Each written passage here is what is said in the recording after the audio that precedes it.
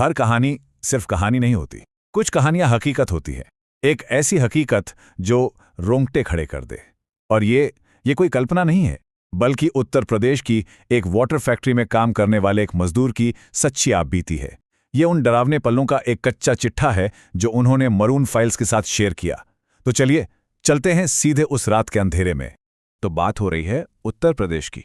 यहाँ packaged drinking water बनाने वाली एक फैक्ट्री है। सोचिए, रात का समय है, चारों तरफ सन्नाटा, बस मशीनों का शोर गूंज रहा है। और उस शोर के पीछे एक अजीब सी अनकही खामोशी है। ये साल 2025 की घटना है। फैक्ट्री में देर रात की शिफ्ट कर रहे थे अमित प्रजापति। उनके लिए हवा में गूंजती ये एक हल्की सी पुकार एक ऐसे खौफनाक सफर की शुरुआत थी जिसने उनकी जिंदगी को हमेशा के लिए बदल कर रख दिया। तो अमित अपनी मशीन पर अकेले काम में लगे हुए थे। चारों तरफ, जैसा मैंने बताया, मशीनों का कान फाड़ देने वाला शोर था। और ठीक उसी शोर को चीरती हुई फैक्ट्री के पिछले गेट की तरफ से किसी ने अमित का नाम पुकारा। अमित को लगा शायद कोई साथी मजदूर होगा जो उस दिन छुट्टी पर था, हो सकता है किसी मदद के लिए आया हो। वो गेट की तरफ बढ़े, उसे खोला, पर बाहर सिवाय घने अंधेरे के और कुछ भी नहीं था। उन्होंने अपने दोस्त का नाम लेकर आवाज भी लगाई, पर जवाब में सिर्फ खामोशी लौटी। अभी तक जो सिर्फ एक अजीब सा एहसास था, वो अब एक खौफनाक हकीकत में बदलने वाला था। वो अनजानी सी मुठभेड़ अब एक हिंसक हमले में तब्दील होने जा रही थी। जैसे ही अमित ने वापस फैक्ट्री के अंदर जाने के लिए कदम बढ़ाया, वॉशरूम के ऊपर लगा वो इकलौता टिमटिमाता हुआ बल्ब एक झटके के साथ फूट गया और पूरे आंगन पर घना काला अंधेरा छा गया। अब जो हुआ वो सच में दिल दहला देने वाला था।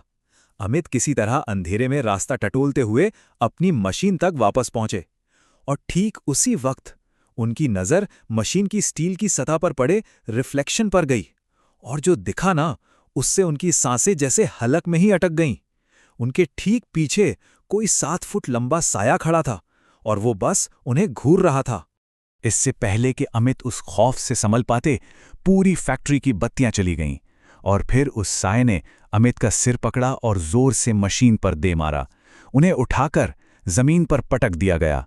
अमित जैसे तैसे उठे और अपनी जान बचाकर वहां से भागे, पर भागते हुए भी उन्हें साफ महसूस हो रहा था कि पहली मंजिल के उस ऑफिस से, जहां जाने की सबको सख्त मनाही थी, कोई उन्हें देख रहा है। लेकिन वो शैतानी ताकत सिर्फ फैक्ट्री की दीवारों में कैद नहीं थी। वो खौफ अमित के साथ उनके घर तक आ पहुंचा, और फिर उनके दोस्त सोनू से चिपक गया, जिसने उस रात अमित को घर छोड़ा था। अमित को तेज बुखार और बदन में दर्द होने लगा। उन्हें पास की एक मज़ार पर ले जाया गया, जिसके बाद उनकी हालत कुछ सुधरी। वहां उन्हें बताया गया कि फैक्ट्री में 4 आत्माएं हैं जो एक शरीर की तलाश में हैं। लेकिन सोनू की किस्मत इतनी अच्छी नहीं थी। उस साये का असर सोनू पर कहीं ज्यादा गहरा हुआ। उसे अपनी ही मौत के भयानक सपने आने लगे, और अनदेखी ताकतें उसे बिस्तर पर ही जकड़कर मारने लगीं। सोनू को बचाने की हर एक कोशिश नाकाम होती जा रही थी। परिवार ने फिर आध्यात्मिक शक्तियों का सहारा लेने का फैसला किया, लेकिन इन कोशिशों ने उस शैतानी ताकत की असली शक्ति को ही सबके सामने लाकर खड़ा कर दिया। परिवार सबसे पहले एक मौलवी साहब के पास गया। उन्होंने देखकर बताया कि सोनू पर 5-6 ताकतवर आत्माओं का कब्जा है, और ये मामला उनके बस से बाहर है। फिर वो एक तांत्रिक के पास गए। जैसे ही तांत्रिक ने अपनी पूजा पाठ शुरू की, सोनू का शरीर अचानक हवा में उठ गया, और उसके मुंह से कई अलग अलग भयानक आवाजों में गालियां निकलने लगी। अब सोनू की आत्मा पर उस शैतानी ताकत का पूरी तरह से कब्जा हो चुका था। उसके आखिरी दिन इतने भयानक थे कि देखने वालों की भी रूह कांप जाए, और इसका अंत एक बहुत ही दर्दनाक मौत पर हुआ।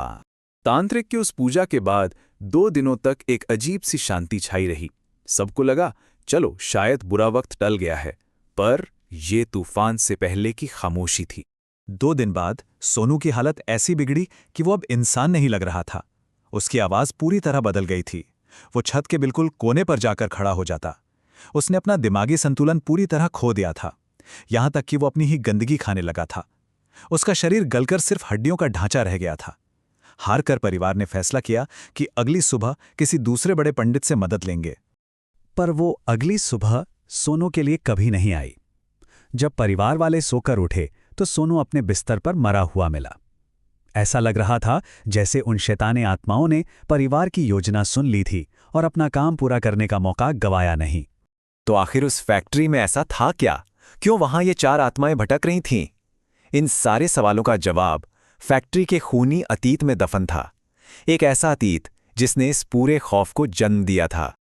और यहाँ कहानी के सारे बिखरे हुए टुकड़े एक साथ जुड़ जाते हैं। पता चला कि सालों पहले फैक्ट्री के मालिक ने पैसों के विवाद में अपने ही 4 मजदूरों की हत्या कर उन्हें फैक्ट्री में ही दफना दिया था। उन आत्माओं को कह सकते हैं काबू में रखने के लिए मालिक का भाई हर साल एक हवन करवाता था। लेकिन करीब 2 साल पहले उसी भाई की भी उसी ऊपर वाले ऑफिस में बड़ी अजीब हालत में मौत हो गई और उसके बाद से वो सालाना हवन बंद हो गया था। सोनू की मौत के बाद वो फैक्ट्री हमेशा के लिए बंद हो गई। कोई भी मजदूर उस जमीन पर दोबारा कदम रखने की हिम्मत नहीं कर सका।